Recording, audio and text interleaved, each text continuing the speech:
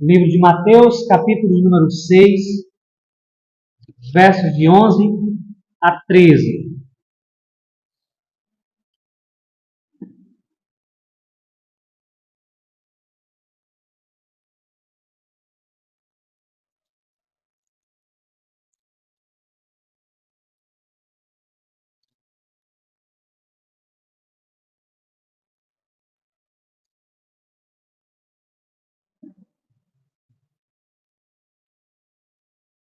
Vamos iniciar do verso número 9. Portanto, vós orareis assim: Pai nosso que estás nos céus, santificado seja o teu nome. Venha o teu reino.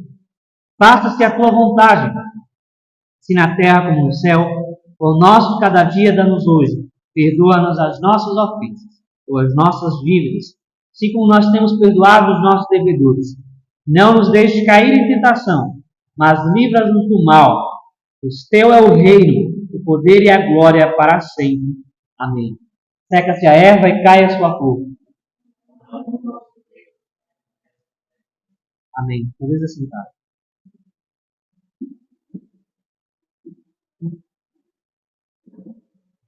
Nosso Senhor Jesus faz essa oração como modelo para os seus discípulos. Normalmente nós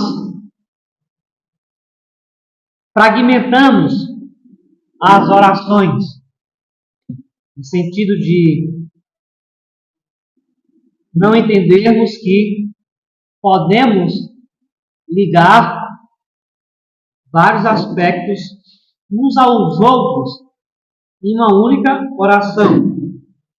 Sobretudo, a oração é um meio de graça, onde você pode não somente colocar suas petições diante de Deus, mas você pode ser fortalecido na sua fé diante do Senhor. A oração ainda é um elemento de perseverança, um elemento de contentamento. É através do exercício da oração que o seu coração e a sua mente serão mais cativos à palavra de Deus, serão mais cativos às esperanças celestiais, e não propriamente a este mundo. A partir do verso número 11, podemos observar que Jesus dividiu as três últimas petições, mas as ligou com as petições anteriores. Versos de número 9 a 13, nós temos palavras que estão ligadas, não desligadas entre elas. De modo que quando nosso Senhor começa, verso número 11, a tratar das necessidades temporais, das necessidades deste mundo, Ele o faz ligando com a necessidade de reconhecermos quem é Deus, de reconhecermos a santidade de Deus, de reconhecermos a sua soberania, que é isso que ele faz nos versos número 9 e 10. Mas eu quero chamar a sua atenção às petições dos versos número 11 a 13, onde nosso Senhor Jesus pede quanto ao alimento de cada dia, quanto ao perdão, bem como quanto ao livramento das tentações do maligno. A própria estrutura da oração propõe que quem está diante do Senhor deve-lhe primeiro reconhecer seu caráter, a sua majestade, para assim poder exercer o papel de filiação. Haja vista que você pode perceber nessa oração que nem todos que as proclamam ou a proclama está fazendo com o devido respeito ou a devida autoridade Porque essa oração é uma oração para aqueles que foram remidos por Cristo, aqueles que sabem do caráter das palavras que estão aqui, expressas pelo nosso Senhor Jesus. Catecismo Maior, na pergunta 187, nos diz como a oração do Senhor deve ser usada. A oração do Senhor não é apenas para direção, como modelo segundo o qual devemos orar, mas pode também ser usada como uma oração, desde que seja feita com entendimento, fé, reverência, com as outras graças necessárias ao correto cumprimento do dever da oração.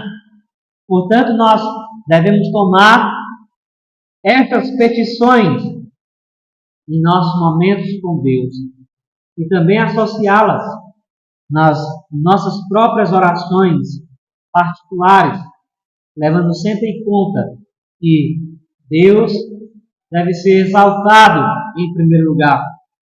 Deus deve estar acima de todas as coisas, de modo que eu me contento com as minhas necessidades, com aquilo que Deus nos traz, com aquilo que Deus nos dá. Nós vamos examinar então a primeira petição dos versos de número 11, que é: o pão nosso de cada dia dá-nos hoje.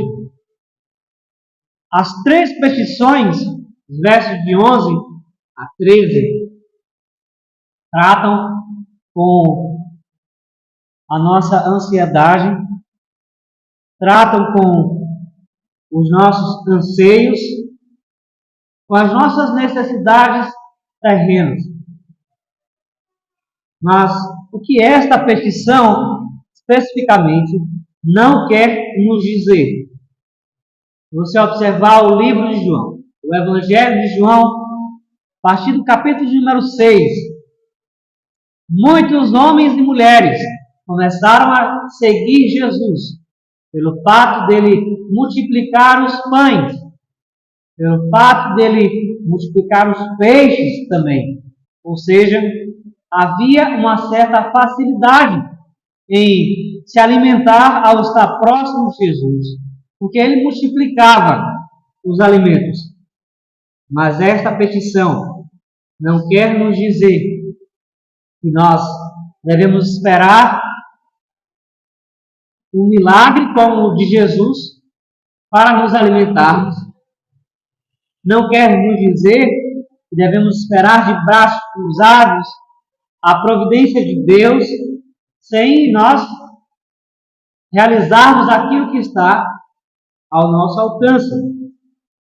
Porque, de fato, a provisão de Deus já pode ser vista na criação, em tudo aquilo que Ele nos propõe, que Ele nos dá, meios que Ele nos dispõe para que possamos prover o sustento.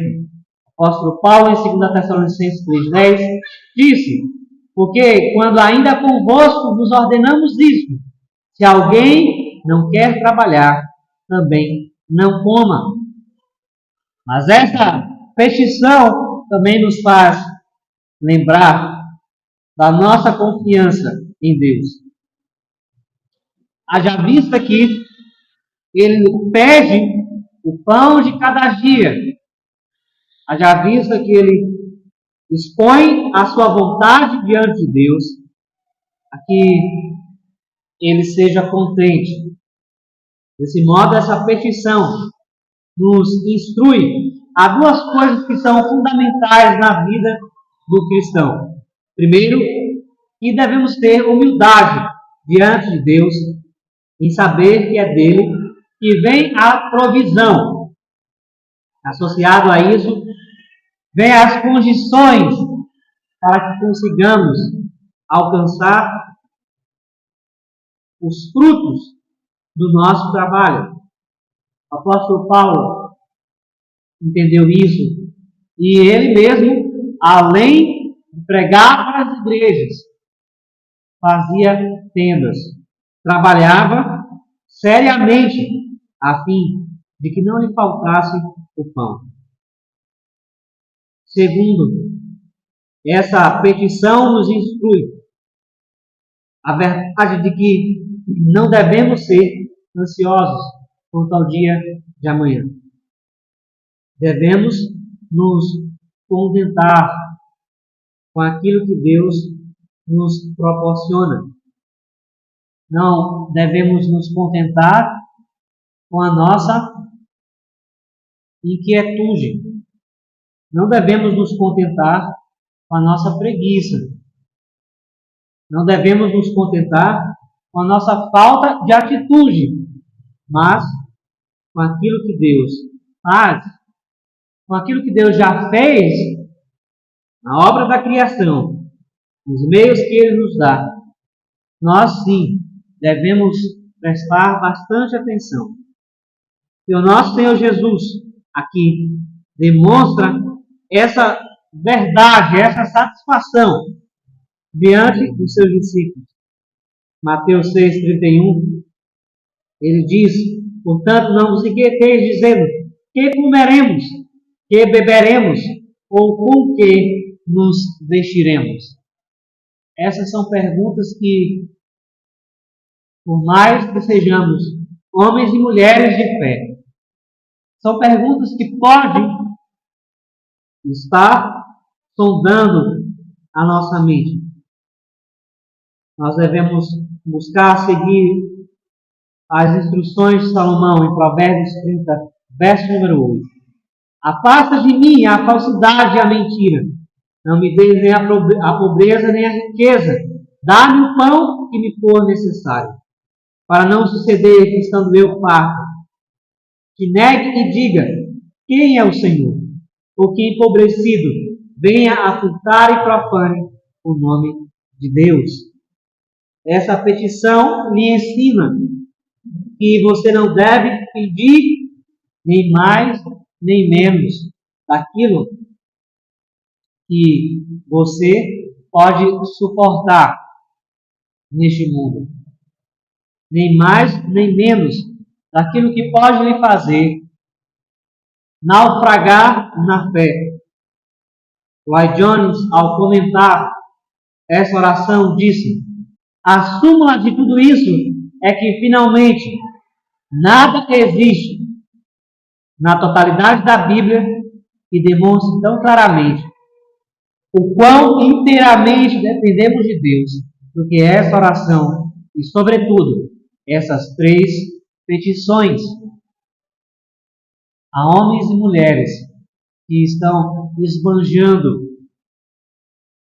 até mesmo caminhando-se para o pecado da glutonaria, até mesmo negando a ajuda aos órfãos e às viúvas, quando possuem condições de exercerem a caridade cristã. De maneira mais extensa, essa petição nos leva a pensar sobre isso também. Mas, sobretudo, ela nos traz à memória a necessidade de confiarmos na providência de Deus. Você confia na provisão de Deus? Você reconhece o seu poder? Mas, em segundo lugar, observe a segunda petição. Ao pedir para perdoar as dívidas, assim como nós temos sido perdoados pelos nossos devedores, Jesus nos mostra de maneira clara que nós não temos com que nos gloriarmos.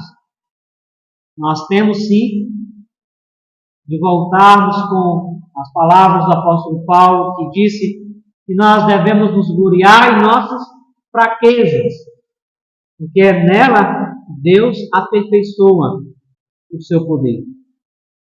2 Coríntios 12, 9, ele disse: a minha graça te basta, que o poder se aperfeiçoa na fraqueza, de boa vontade, pois mais me gloriarei nas fraquezas, para que sobre mim repouse o poder de Cristo. Além disso, A petição, verso de número 12, é um indicativo de como devemos tratar o nosso próximo, como devemos tratar ainda os nossos irmãos, quer seja por pecados cometidos ou um contra os outros, ou externamente. Nós devemos examinar essa petição de modo a enxergarmos quem nós somos fora de Cristo e em Cristo Jesus.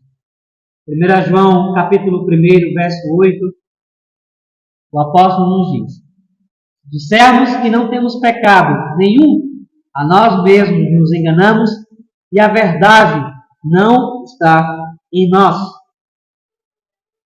Não somente João nos diz que pecamos por dizer que não temos pecado algum, como o próprio Jesus nos instrui a que em nossas orações peçamos perdão a Deus. Não faria sentido nenhum aqui Jesus colocar o pedido de perdão nessa oração se não estivesse nos chamando a nos entregarmos a Deus todos os dias, de modo a que venhamos a nos relacionar com os outros a partir dessa perspectiva do perdão que recebemos, da graça que nos foi dada, da bondade que nos é concedida a cada dia. Agora, em relação ao fato de perdoarmos os nossos devedores, não podemos entender esta petição como a causa do nosso perdão diante de Deus. Haja vista essas palavras, se assim interpretadas, irão incorrer em contradição ao que o apóstolo Paulo disse em Efésios capítulo número 2, que a salvação é pela graça de Deus, que não vem de nenhum de nós, é dom de Deus, não de obras para que ninguém se glorie.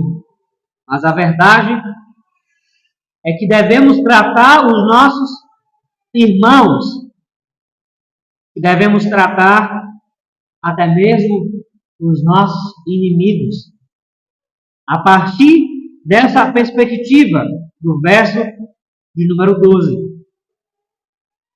A enxergarmos não somente quem é o outro, mas quem nós somos agora com Cristo Jesus. O Senhor nos ensina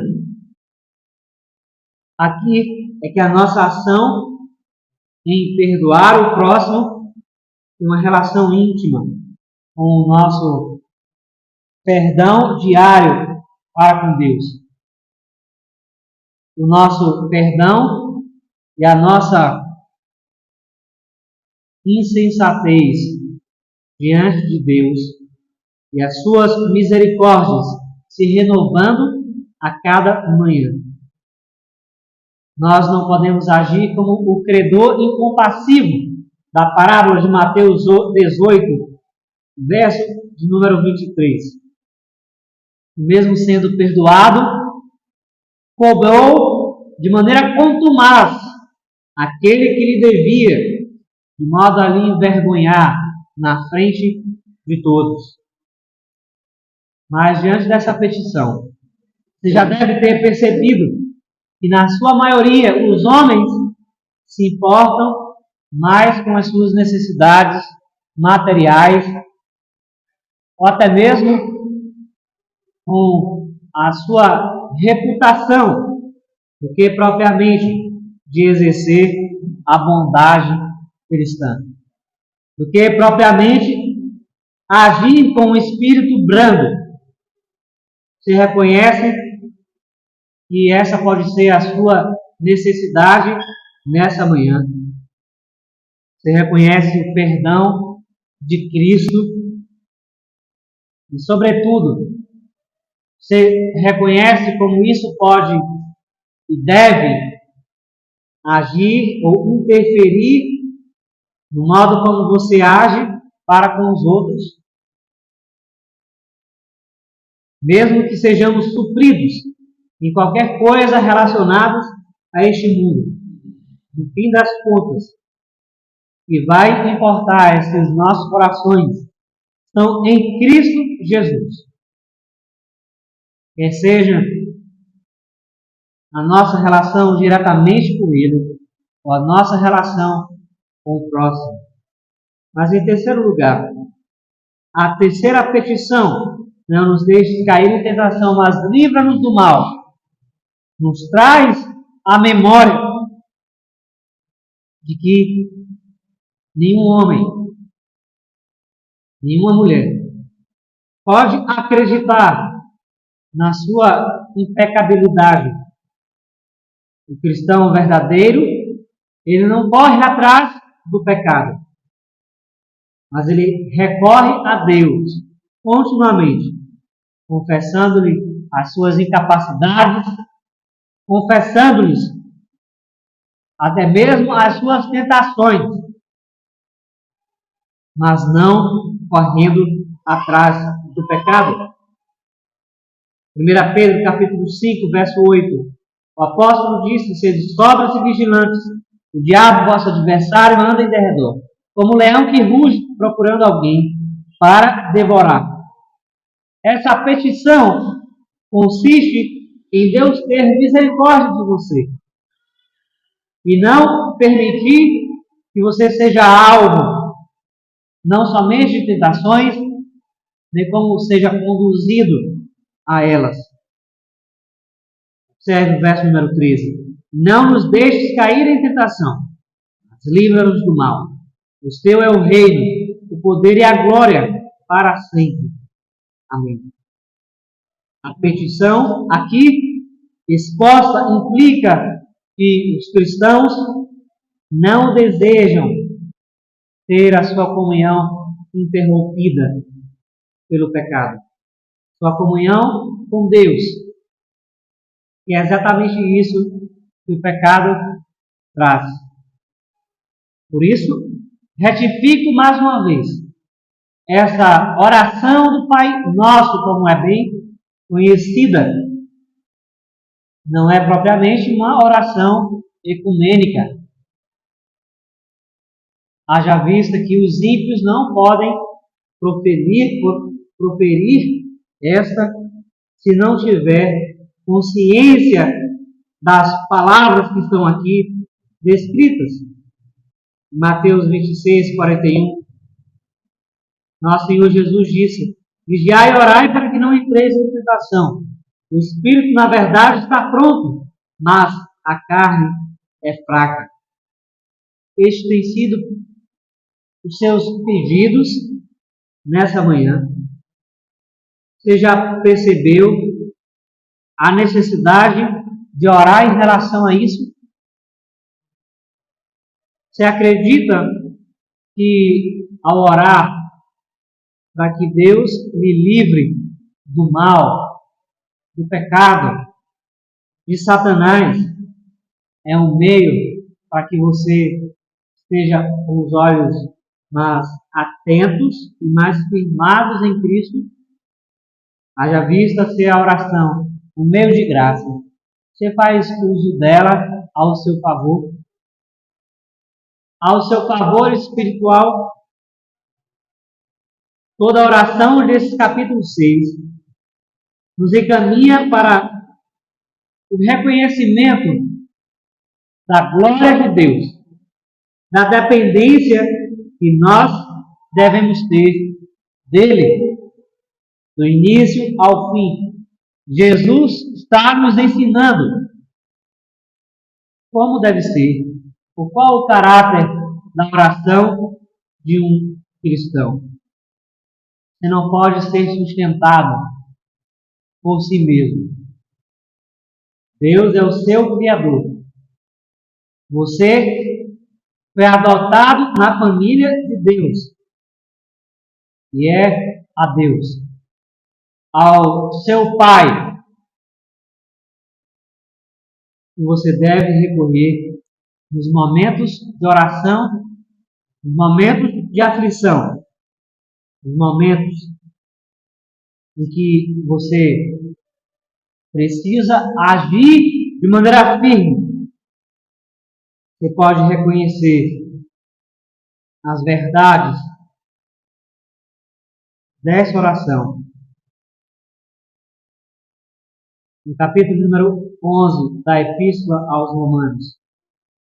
Ó profundidade da riqueza, tanto da sabedoria como do conhecimento de Deus. Quão insondáveis são os teus juízos, e quão inescrutáveis os teus caminhos. Porque dele e por meio dele, e para ele são todas as coisas. A ele, pois, a glória eternamente. Amém. As verdades que o apóstolo Paulo escreve nesta epístola é mais evidente aqui, na oração dominical, na oração do nosso Senhor Jesus, demonstrando a sabedoria com a qual nós devemos estar diante de Deus em oração. Não somente para